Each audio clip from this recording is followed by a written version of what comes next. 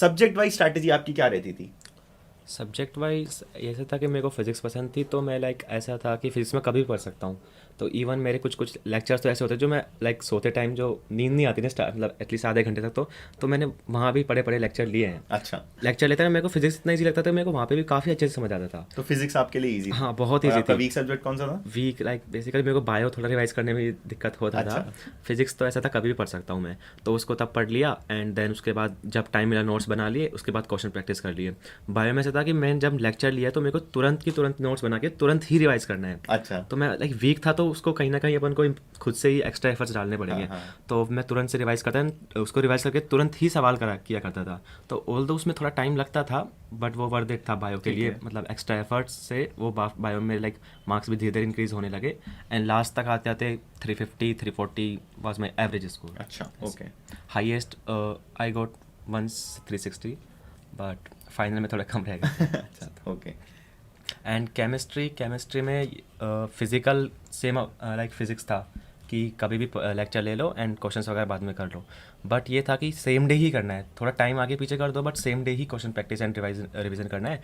Inorganic में अपन को जो टीचर पढ़ाते हैं उसके नोट्स अगर आप लिखो तो ठीक है, वरना इनऑर्गेनिक के लिए आप एनसीईआरटी प्रेफर कर सकते हो। लाइक 3-4 साल से ऐसा हो रहा है कि इनऑर्गेनिक में तो एनसीईआरटी बार आ भी नहीं रहे हैं 2020 बैच से लाइक। तो उसके लिए NCERT is more than sufficient. उसके बाद ऑर्गेनिक होता है, उसमें स्टार्टिंग में क्या होता है लाइक एकदम से जब जीओसी हाइड्रोकार्बन जैसे चैप्टर आते हैं 11th में, तो काफ़ी आउट ऑफ द बॉक्स रहता है, ठीक है। बिल्कुल समझ में नहीं आता। मेरे साथ भी हाँ। ऐसा हुआ था, तब मैं सोचता कैसे होगा ये सब। लाइक क्वेश्चन करते थे बिल्कुल 10 में से एक आध बन जाता था। हाँ। बहुत डिमोटिवेशन होता था। बट मैंने मतलब कभी ये नहीं सोचा कि नहीं करना मेरे को। ये था कि गलत हो रहे हो जाने दो, सीखेंगे इनसे। ठीक है। तो वो लर्निंग का वो एटीट्यूड आप में होना चाहिए। तो धीरे धीरे विद टाइम आप 10 में से 2 करोगे, 4 करोगे, 5 करोगे and after a particular time ऐसा हो जाएगा आप 10 में से 8-9 सवाल भी करने लग जाओगे। एंड कुछ मैंने नीट के तो पीवाईक्यूज होते हैं वो करें, मॉड्यूल के होते हैं, लेवल 2 के होते हैं तो ठीक, वरना इट्स ओके, वो इतने इंपॉर्टेंट मस्ट नहीं होते। लाइक एनसीईआरटी के इन टेक्स्ट क्वेश्चन इनऑर्गेनिक में एंड ऑर्गेनिक में भी इवन बहुत इंपॉर्टेंट रहते हैं। आजकल एनटीए क्या कर रहा है कि उन्हीं इन टेक्स्ट क्वेश्चंस को डिफरेंट तरीके से फ्रेम करके पूछ रहा है। राइट। असर्शन रीजन हो गए, ट्रू फॉल्स करके हो गए, राइट। फिर स्टेटमेंट बेस्ड हो गए। तो लाइक बहुत स्टेटमेंट करेक्ट है इनकरेक्ट है ऐसे करके। तो वो सेम इन टेक्स्ट क्वेश्चन भी आपको करने होते हैं इनऑर्गेनिक में और उसमें ऑर्गेनिक में भी। फिजिकल में बेसिकली मतलब आप न्यूमेरिकल पे ही ज़्यादा फोकस करो।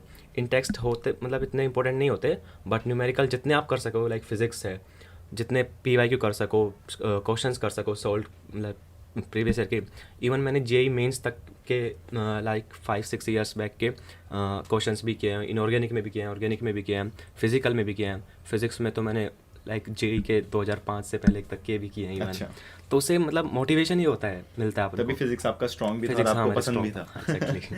Right, physics right. वाज मतलब बहुत ईजी था मेरे लिए, क्योंकि मेरे को सवाल करने में ना मज़ा सा आता था काइंड ऑफ। हाँ। तो जब मज़ा आता तो मतलब क्वेश्चन नहीं देखते आप कि कितने किए हैं कितने नहीं, होते जाते हैं ना, तो मतलब तो आपको करते ही फ्लो लगे रहो, में, लगे हाँ रहो। फ्लो में लगे रहते हैं। फिजिक्स में मेरा ऐसा था कि कब 5-7 घंटे निकल गए मेरे को पता ही नहीं लगता था। तो मैं उसको सोते टाइम करता था ताकि मतलब कम ही टाइम दूंगा इसको। ऐसा हो गया था मेरे। Right, right, right. तो और आपकी क्या थी सब्जेक्ट वाइज स्ट्रैटेजी नीट के? मतलब हम किसी का एक वीक टॉपिक होता है और स्ट्रांग होता है, तो वीक को कैसे स्ट्रांग बनाया और स्ट्रांग को किस तरह से टाइम देते थे? ओके, बेसिकली बायोलॉजी मेरा स्ट्रॉन्ग था और फिज़िक्स वीक था। अच्छा। ठीक है, तो फिज़िक्स में मैं मैक्सिमम टाइम देती थी। तो जब पढ़ने बैठती थी तो सबसे पहले मेरे को फिज़िक्स करना होता था कि तभी फ्रेश माइंड होता था। ठीक है। तो सबसे पहले फिज़िक्स के नोट्स देख लिए जो सर ने कराए, उसके सारे क्वेश्चंस देख लिए। हर एक क्वेश्चंस उसमें वैरायटी होती है, एक सिमिलर टाइप के क्वेश्चंस करने का कोई फ़ायदा नहीं होता। Right. आप जितनी वैरायटी के करो आपके लिए उतना सही है। तो फिज़िक्स में मैं क्वेश्चंस प्रैक्टिस ज़्यादा प्रेफर करती थी करना। अलग अलग थोड़ा एक ही टाइप के नहीं, अलग अलग टाइप के मैं रैंडम उठा लेती थी कि ये क्वेश्चन कर लो, या एक चैप्टर पढ़ लिया तो उससे कितना क्वेश्चन कर सकते हो आप।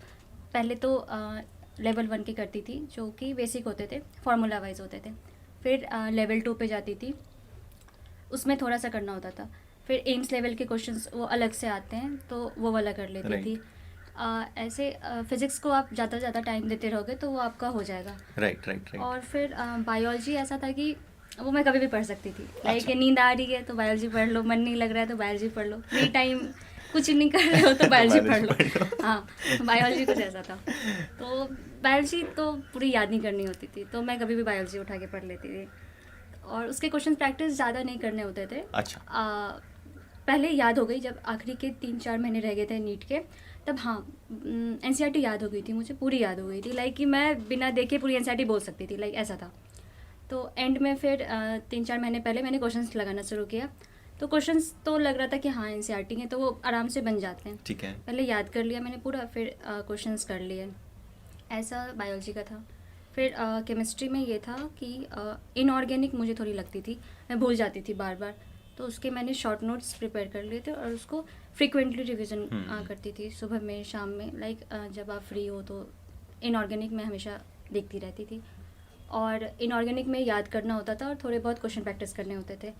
बेसिकली फोकस था इनऑर्गेनिक में एनसीईआरटी ही, उससे बाहर तो कुछ भी नहीं पूछते, वो एनसीईआरटी ही इनफ है, लाइक इन टेक्स्ट क्वेश्चन उसके बहुत ही इंपॉर्टेंट हैं, तो इनऑर्गेनिक एनसीईआरटी उसके लिए इनफ है। और ऑर्गेनिक में ये था कि नोट्स पढ़ लिए, कॉन्सेप्ट पक्का हो गया आपका, फिर आप क्वेश्चंस लगा लो, अलग अलग टाइप के क्वेश्चंस लगा लो, जेई के क्वेश्चंस लगा लो। बहुत बार तो ये होता है कि जेई के क्वेश्चंस ही आ जाते हैं, सिमिलर टाइप के आ जाते हैं, सिर्फ थोड़ा उतना न्यूमेरिकल नहीं होता हमारा, लेकिन कॉन्सेप्ट वही होता है। तो मैंने जेई के भी बहुत सारे क्वेश्चंस किए थे केमिस्ट्री और फिजिक्स के, वो बहुत ही हेल्पफुल रहे। एक्चुअली उससे आपका कॉन्फिडेंस बिल्ड हो जाता है राइट कि आप जेई के कर रहे हो तो नीट के तो हो ही जाएंगे। तो बेसिकली ये भी था कि कॉन्फिडेंस बिल्ड करना है। तो जेई के क्वेश्चंस लगता है स्टार्टिंग में लगता है कैसे ही होंगे, डर लग रहा था, लेकिन जब लगा लिए 4-5 पेपर लगा लिए तो सही रहता था। तो कुछ क्वेश्चंस नहीं होते थे, वो होने भी नहीं होते थे क्योंकि उनका अलग ही थोड़ा टफ लेवल का होता है कुछ, लेकिन हाँ आप जेई के लगाते हो तो सही रहता है आपके लिए। तो ऑर्गेनिक में थोड़ा ज़्यादा भी क्वेश्चन प्रैक्टिस कर लेते थे हम, जितना है उससे थोड़ा हट के भी कर लेते थे, तो वो हेल्पफुल था। और फिर बचा मेरा फिज़िकल में कुछ चैप्टर्स हैं न्यूमेरिकल्स वाले, कुछ हैं हमारे याद करने वाले। ठीक है। तो जो याद करने वाले हैं वो तो डायरेक्ट एनसीईआरटी से पढ़ लिया हमने, उसके नोट्स बना लिए, क्योंकि बार बार आप एनसीईआरटी से पढ़ोगे तो आपको टाइम लगेगा। राइट। तो आपको जो एनसीईआरटी का है उसके शॉर्ट नोट्स बना लो, उसको रिवाइज़ करते रहो। उसमें आपको 10-15 मिनट लगाना है बस, ज़्यादा नहीं, क्योंकि आपको यदि आपका फिजिक्स वीक है तो आपको उसमें ज़्यादा टाइम देना है। आप एक जगह से टाइम बचाओगे तभी आप दूसरी जगह दे सकोगे। तो ऐसा था कि फिज़िकल मैं जिसमें न्यूमेरिकल्स होते थे वो तो सॉल्व कर लेती थी, उसके ज़्यादा टफ न्यूमेरिकल्स आते भी नहीं हैं हमारे फिज़िकल के, तो जो बेसिक होते थे वही बस करने होते थे। और जो थ्योरेटिकल थे उसके मैंने नोट्स बना लिए थे, तो मैं वैसे ही रिवीजन करती रहती थी। Right. Thank you for watching the entire clip. अगर आप नीट प्रिपरेशन से रिलेटेड और वीडियोस देखना चाहते हैं तो नीट स्पॉट चैनल को सब्सक्राइब कीजिए।